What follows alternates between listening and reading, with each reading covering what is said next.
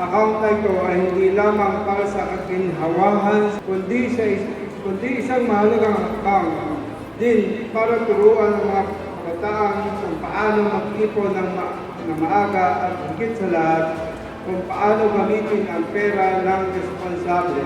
Iniaalay namin ito bilang gabay tungo sa mas matalinong pagpapasya, lalo na pagdating sa pamamahala ng mga tulong pinansyal na pinagkaloob sa inyo ng ating mahal na lalawigan. Sa ating mga eskola, naway maging inspirasyon ito para sa inyo na maabot ang inyong pangarap. Ang inyong kalusugan, ang inyong pag-unlad sa aspetong pangkarunungan, yan ang mga bagay na pinahahalagahan ng ating lalawigan.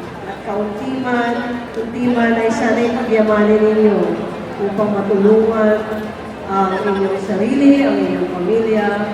Sana po ay pagyamanin natin kung ano man yung simulain ito. Nasa ating mga kamay kung paano ito magiging susi o hagdan kung sa inyong pag-unlad. We wish you all the luck. Mabuhay ang scholar ng bayan. Mabuhay ang dakilang lalawigan ng Pilipinas. Ang hiling lang namin sa inyo, mag-aral kayong mabuti. Makapagtapos kayo ng pag-aaral.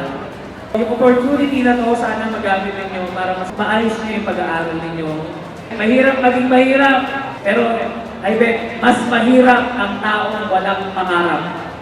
Kaya patuloy lang tayong mangarap at hindi lang mangarap, kailangan focus lang sa goal. Kailangan may goal tayo sa buhay. Salamat sa inyong suporta kay Governor Daniel at kay Vice Cop Alex. Mahal po namin kayong lahat. Nilevel up po natin ang ating paglilikod pagdating dyan po sa educational assistant. Dahil alam naman natin na yung edukasyon ay isang data natin saan naman tayo makarating sa ating pagganap sa buhay.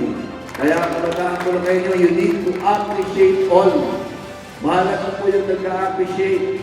Kasi sa totoo lamang, you are the next leader of our province. Do not stop learning. Of course, magpasalamat sa Diyos. Kasi yun lang ang pinakasekreto sa lahat.